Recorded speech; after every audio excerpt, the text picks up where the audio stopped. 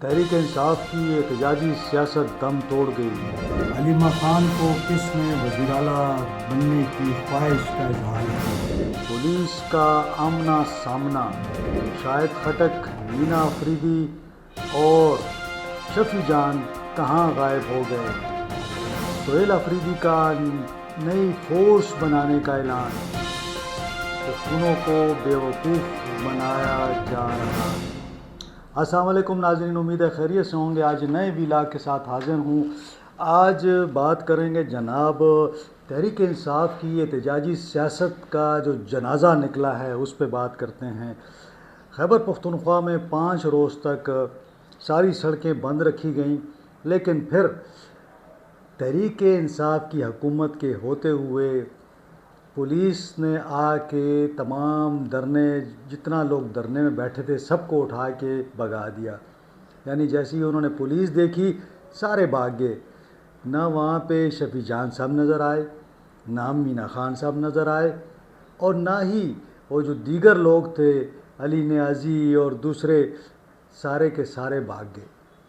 اور ورکرز جو تھے وہ ان کو بے یار و مددگار چھوڑ دیا گیا تاکہ وہ وہاں پہ ڈنڈے کھائیں، کیونکہ پولیس تو آئی تھی ڈنڈے لے کر۔ ساتھ ساتھ پولیس نے بختر بند گاڑیاں بھی تھیں، ساتھ میں ان کی قیدیوں کی وین بھی تھی۔ تو سب لیڈران نے یہ سوچا کہ جان نکالیں اور ڈنڈے کھانے سے بہتر ہے کہ غائب ہو جائیں۔ تو ورکر وہاں پہ بڑے پریشان تھے کہ یہ ہمارے ساتھ کیا ہوا۔ میں پہلے ہی کہہ رہا تھا کہ جب پولیس آئے گی تو سارے لوگ بھاگ جائیں گے، اور وہی ہوا۔ اب جناب معاملہ یہ ہے کہ سہیل آفریدی صاحب بڑے پریشان ہیں کہ کیا کریں۔ کچھ لوگ تو ان کی وزارت اعلیٰ کے پیچھے پڑ گئے ہیں، اور ایک تو جناب علی ایک لیڈر صاحب ہیں، انہوں نے تو باقاعدہ طور پہ علیمہ خان سے کہا ہے کہ جناب اگلا جو کینڈیڈیٹ ہو وزارت اعلیٰ کا وہ مجھے بنا دیں، میں بہتر سرو کر سکوں گا۔ علی امین گنڈا پور نہیں ہے وہ، یہ بات بھی آپ یاد رکھیں۔ لوگ سمجھ رہے ہیں شاید علی امین گنڈا پور نے کہا ہے۔ علیمہ بی بی کے ساتھ علی امین کا رابطہ نہیں ہے، اور یہ رابطہ ختم ہو چکا ہوا ہے۔ دونوں ایک دوسرے کے دشمن ہیں، آپ یہ سمجھ لیں۔ لیکن ایک اور لیڈر جو ہے وہ بڑا ایکٹیو ہوا ہے۔ اس نے جناب آفر بھی کی ہے کہ جی مجھے بنا دیں، اور سہیل تو ویسے بھی نااہل ہونے والا ہے کیونکہ اس کے خلاف تو بہت سارے مقدمات ہیں۔ پھر سہیل آفریدی صاحب نے اب ایک نئی فورس بنانے کا اعلان کیا ہے، اور یہ جو فورس ہے اس کو عمران خان صاحب کی رہائی فورس کا نام دیا جائے گا۔ اب یہ تو یوں لگ رہا ہے مجھے کہ جیسے ایک پارٹی کچھ نہیں کر سکی، یعنی تحریک انصاف جو ہے وہ کچھ نہیں کر سکی، کچھ ڈیلیور نہیں کیا انہوں نے، وہ احتجاج کچھ نہیں کر سکے۔ تو کیا سہیل آفریدی صاحب یہ جو نئی فورس بنائیں گے اس میں کہاں سے قوت آئے گی کہ یہ پارٹی جو نہیں کر سکی یہ فورس کر لے گی؟ پھر میں جو اور بات میں کرتا ہوں نا کہ جناب یہ فورس بنانے کا آئیڈیا جو ہے نا یہ مناسب نہیں ہے، کیونکہ اگر آپ نے باقاعدہ فورس بنائی، اس کی رجسٹریشن کی، ساتھ ساتھ آپ نے چین آف کمانڈ بنائی، ان سے حلف لیا، تو جناب یہ ایک متوازی ایک جسے کہتے ہیں نا ادارہ بن جائے گا، اور یہ جو ہے یہ قانون میں اور آئین میں یہ ریاستی اداروں کے متوازی ایک قانون بن جائے گی فورس۔ جیسے آپ نے یہاں پہ سوشل میڈیا ایکٹیوسٹ بھرتی کیے تھے، اور آپ نے یہاں پہ ان کو سوشل انفلوئنسرز کا نام دیا تھا، اور اس پہ 1.5 ارب روپیہ آپ نے لگایا۔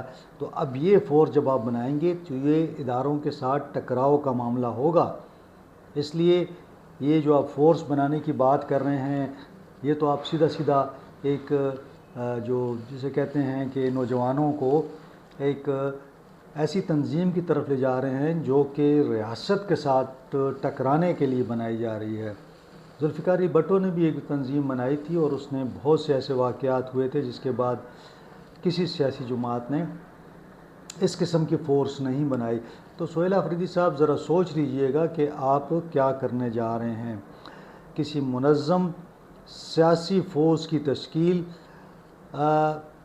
سے طاقت کے مظاہرے کرنا یا احتجاج کرنا، میرے خیال میں کہ یہ آئین اور قانون اس کی اجازت نہیں دیتا. اب جناب یہ بھی مجھے لگتا ہے ایسے ہی ہے کہ پختونوں کو پھر بیوقوف بنانے کی جانب ایک قدم ہے کہ چلو پختونخوا کے جو لوگ ہیں یہ بیوقوف ہیں، ان کو جو ہے نا کبھی تحریک انصاف فورس بنا رہی ہے، کبھی دھرنا دے رہی ہے، کبھی وہ کر رہی ہے، اور اس طرف لگائی رکھیں. تو جناب جب آپ کی اپنی حکومت ہے اور آپ کی اپنی پولیس آ کے انہوں نے ان کو بس ڈنڈے مارنے والے تھے اور تشدد ہونے والا تھا کہ لیڈران غائب ہو گئے، تو بعد میں لوگوں نے کہا کہ اب تو مناسب ہے کہ ہم بھی جان نکالیں. تو جب ایسی صورتحال ہو جہاں پہ آپ کی پارٹی جو ہے وہ سسٹین ہی نہیں کر پا رہی، تو میں سمجھتا ہوں کہ جو دھرنا آپ نے دیے اس سے صرف یہ ہوا کہ لوگوں کو تو نقصان ہوا، لوگوں کا آپ نے نقصان کیا. کوئی اپنا اگر کسی نے باہر جانا تھا وہ اپنی فلائٹ نہیں لے سکا، کوئی جو ہے وہ بیمار تھا ہاسپٹل نہیں جا سکا، کوئی جو تھا اپنے دفتر نہیں جا سکا، کئی مریض جو ہیں وہ راستے میں ایمبولینسوں میں پڑے رہے، کچھ لوگ ڈیڈ باڈی بھی آئیں. تو جناب آپ لوگوں نے اپنے ہی لوگوں کو نشانہ بنایا، اپنے لوگوں کو پریشان کیا. پھر جب ڈنڈا سامنے آیا، پولیس آئی، آپ کو پتہ ہے سہیل آفریدی صاحب نے آئی جی صاحب سے کہا کہ کوئی راستہ نکالیں تاکہ یہ معاملہ رک جائے. آئی جی صاحب نے انکار کر دیا، انہوں نے کہا کہ جناب یہ کچھ نہیں ہو سکتا، ہائی کورٹ کے آرڈرز ہیں اور مجھ پہ بڑا پریشر ہے. آپ کو پتہ ہے پریشر کہاں سے آ رہا تھا؟ وفاق سے بھی پریشر آ رہا تھا، اسٹیبلشمنٹ بھی بہت زیادہ پریشر ڈال رہی تھی کہ روڈز کھولے جائیں، عوام پریشان ہے. تو آئی جی صاحب نے سہیل آفریدی صاحب کی بات ماننے سے انکار کر دیا. تو یہ ہے صورتحال.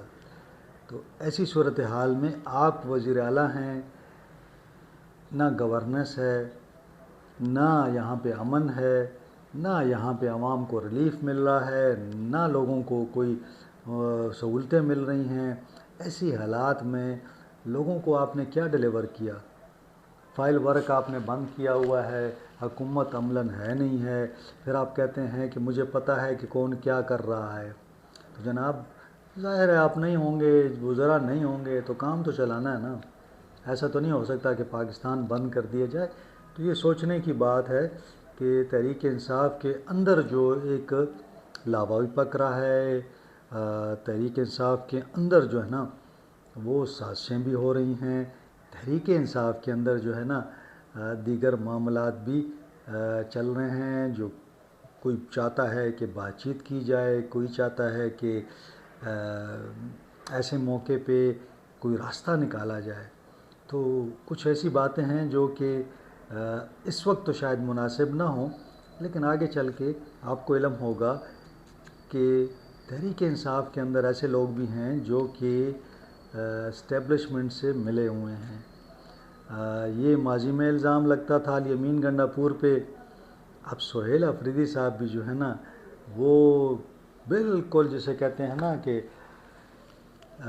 ایک پیج پہ ایک صفحے پہ ہیں. اور وہ اگر میں یہ کہوں کہ محسن نقوی صاحب کے ساتھ برابر رابطے میں ہیں، ان کے ساتھ ان کی پوری بات چیت ہو رہی ہے، تو یہ غلط نہیں ہوگا. بہرحال اب دیکھتے ہیں کہ تحریک انصاف اگلا کیا لائے عمل اعلان کرتی ہے، کیونکہ ابھی کہا جا رہا ہے کہ جناب وہ جو اسلام آباد میں دھرنا تھا پارلیمنٹ ہاؤس کے اندر اور باہر خیبر پختونخوا ہاؤس کے باہر، وہ بھی ہم کال آف کر رہے ہیں کیونکہ رمضان شروع ہو رہا ہے. تو جناب یہ ہوا جو سیاست احتجاج کی سیاست تھی وہ آج آپ کو ناکام ہوتی ہوئی نظر آ رہی ہے. میرا یہ خیال ہے کہ اب تھوڑی سی عقل کے ساتھ اگر مذاکرات کی طرف چلے جائیں تو شاید بات بن جائے، ورنہ یہ حالات اسی طرح بگڑتے رہیں گے. صوبے میں امن و امان کی صورتحال، صوبے میں جرائم کی شرح، پشاور میں خصوصاً، پھر پورے صوبے میں میرا خیال ہے کہ اب گورننس کی جانب بھی توجہ دینے کی ضرورت ہے۔ آج کے لیے اتنا ہی، انشاءاللہ اگلے ولاگ میں آپ سے ملاقات ہوگی۔ اپنا خیال رکھیں، اپنے اہل خانہ کا خیال رکھیں، مجھے اجازت دیں، اللہ حافظ۔